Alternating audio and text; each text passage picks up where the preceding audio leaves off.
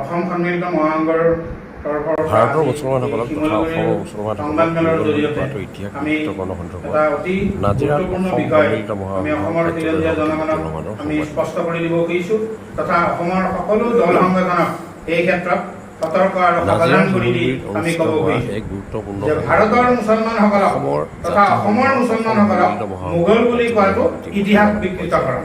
বিখ্যাত মংগোলীয় বীৰ চেঙ্গিজ খানৰ বংশধৰ আছিল বাবৰ। দিল্লীৰ ৰজা ইব্ৰাহিম লোধি বাবৰে দিল্লীৰ ৰজা ইব্ৰাহিম লোধিক পৰাস্ত কৰি ভাৰতত মোগল সাম্ৰাজ্য প্ৰতিষ্ঠা কৰিছিল। ভাৰততে বাবৰৰ বংশধৰসকলক কোনো হিন্দু ৰজাৰ লগত যুদ্ধ হোৱা নাছিল। মনত ৰাখিব, ইব্ৰাহিম লোধি মুছলমান আছিল, তেওঁ ইছলাম ধৰ্মাৱলম্বী। তেওঁৰ সৈতেহে যুদ্ধ হৈছিল বাবৰৰ। দীঘল শব্দ গতিকে বাবৰে মংগোল ইব্ৰাহিম লোধিক পৰাস্ত কৰি দ্বিতীয় পানিপথৰ যুদ্ধত বাবৰৰ সৈতে ভাৰতলৈ ৰাজ্য প্ৰতিষ্ঠাৰ কাৰণে আগবাঢ়িছিল। প্ৰকৃততে বাবৰ আছিল মংগোলীয় বীৰ ছোৱালী বিয়া কৰাইছিল আৰু তুৰ্কী মিশ্ৰিত ভাৰতৰ সংবাদ মংগোল মোগল তেওঁ ইছলাম ধৰ্ম গ্ৰহণ কৰা মংগোলীয় জনগোষ্ঠীৰ লোকহে আছিল।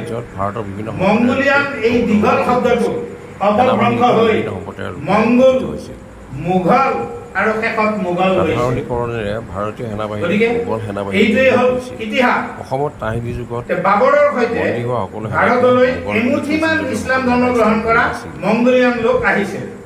তেওঁলোকে আজি অসমলৈ ভাৰতৰ বিভিন্ন সম্প্ৰদায়ৰ ছোৱালী বিয়া কৰাইছিল আৰু বংশবৃদ্ধি কৰিছিল। সেই মংগোলীয় মোগলৰ ভাৰতৰ সম্ৰাটজনক বুৰঞ্জীত মোগল সাম্প্ৰদায়িক দৃষ্টিৰে অসমৰ মোগল তাৰপিছত মোগল বুলি কাৰ্য কৰি আছে। এই তিনিটা নামেৰে নামাংকিত। তাহানিৰ পাকিস্তানৰ পৰা অসমলৈ অহা অবৈধ বিদেশী বঙালী ভাষী মুছলমান সম্প্ৰদায়ৰ লোকসকল মোগল নহয়। অসমৰ জনগোষ্ঠীসমূহক আৰু অসমীয়া ভাৰতৰ বিভিন্ন সম্প্ৰদায়ৰ লোক ওতঃপ্ৰোতভাৱে জড়িত আছিল। ইছলাম ধৰ্মী সেনাবাহিনীটো বিভিন্ন সম্প্ৰদায়ৰ লোকেৰেই গঠিত হৈছিল। অবৈধ বিদেশী সাধাৰণীকৰণৰ জৰিয়তে মানে জেনেৰেলাইজ কৰি ভাৰতীয় সেনাবাহিনীক মোগল সেনাবাহিনী বুলিয়েই কৈছে।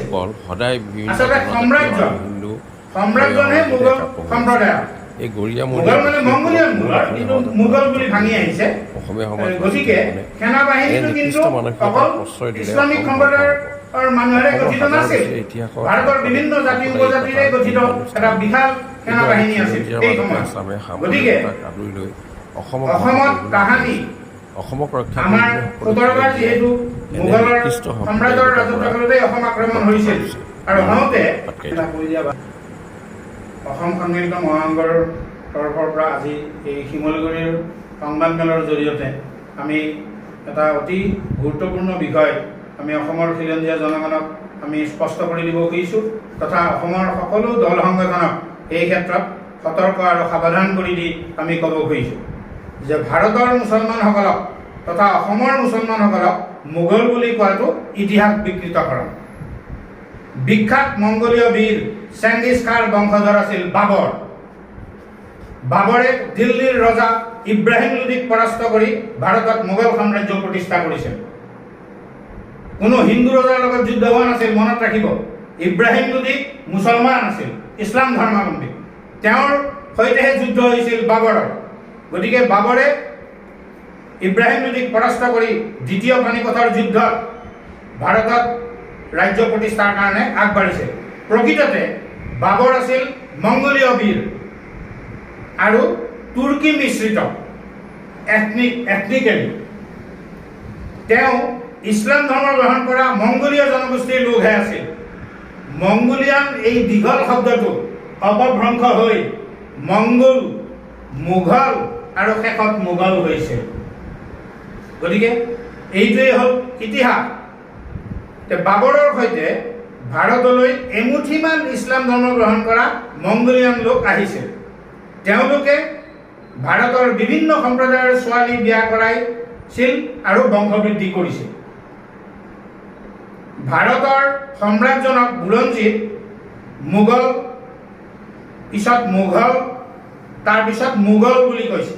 এই তিনিটা নামেৰে নামাংকিত। মোগল এই ক্ষেত্ৰত শাসন কাৰ্যত কিন্তু ভাৰতৰ বিভিন্ন সম্প্ৰদায়ৰ লোক ওতঃপ্ৰোতভাৱে জড়িত আছে। সেনাবাহিনীটো বিভিন্ন সম্প্ৰদায়ৰ লোকেৰেই গঠিত হৈছিল। গতিকে সাধাৰণীকৰণৰ জৰিয়তে মানে জেনেৰেলাইজ কৰি ভাৰতীয় সেনাবাহিনীক মোগল সেনাবাহিনী বুলিয়েই কৈছে। আচলতে সম্ৰাজ্যনহে মোগল সম্প্ৰদায়। মোগল মানে মংগোলিয়ান মূলৰ, কিন্তু মোগল বুলি ভাঙি আহিছে। গতিকে সেনাবাহিনীটো কিন্তু অকল ইছলামিক সম্প্ৰদায়ৰ মানুহেৰে গঠিত নাছিল। ভাৰতৰ বিভিন্ন জাতি উপজাতিৰে গঠিত এটা বিশাল সেনাবাহিনী আছিল এই সময়ত। গতিকে অসমত তাহানি আমাৰ ১৭ বাৰ যিহেতু মোগলৰ সম্ৰাটৰ ৰাজত্বকালতেই অসম আক্ৰমণ হৈছিল আৰু হওঁতে আমাৰ ইয়াত বহুত যুদ্ধবন্দী হৈছিল। সেইটোৱেও চাওক, অসমত তাহানি যুদ্ধত বন্দী হোৱা সকলো সেনাকে মোগল বুলি কৈছিল যদিও সকলো সেনা ইছলাম ধৰ্মাৱলম্বী নাছিল।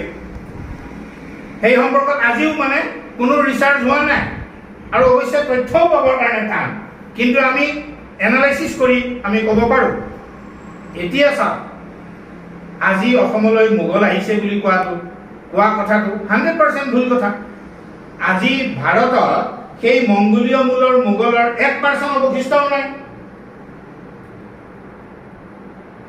এটা নিকৃষ্ট সাম্প্ৰদায়িক দৃষ্টিৰে অসমত খিলঞ্জীয়া জনগোষ্ঠীসমূহৰ মাজত সংঘৰ্ষ লগাবলৈ এই কাৰ্য কৰি আছে বিজেপি আৰু RSS আৰু সহযোগিতা কৰিছে অসম গণ পৰিষদ দলে। কাৰণ অসম গণ পৰিষদ আৰু বিজেপিৰ যৌথ চৰকাৰ। তাহানিৰ পূব পাকিস্তানৰ পৰা অসমলৈ অহা অবৈধ বিদেশীৰ বাঙালীবাসী মুছলমান সম্প্ৰদায়ৰ লোকসকলকো মোগল বুলি কৈছে। সেইটোতো মোগল নহয়, সেইটো বাঙালী। অসমৰ খিলঞ্জীয়া জনগোষ্ঠীসমূহক আৰু অসমীয়া ভাষী সম্প্ৰদায়সমূহক আতংকিত আৰু ভীতিগ্ৰস্ত কৰিবলৈকে ইছলাম ধৰ্মী খিলঞ্জীয়া অসমীয়া মুছলমানক মোগল বুলি কৈ আছে।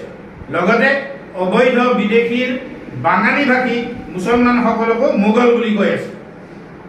অসমৰ হাজাৰ বছৰীয়া খিলঞ্জীয়া জনগোষ্ঠীৰে গঠিত এই গৰীয়া মৰীয়া দেশীসকল সদায় বিভিন্ন জনজাতীয় আৰু হিন্দু অসমীয়া সমাজৰ সৈতে একাত্ম হৈ আছে।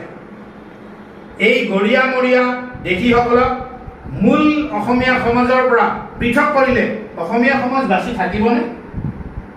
কেতিয়াও নাথাকে। কিন্তু আজি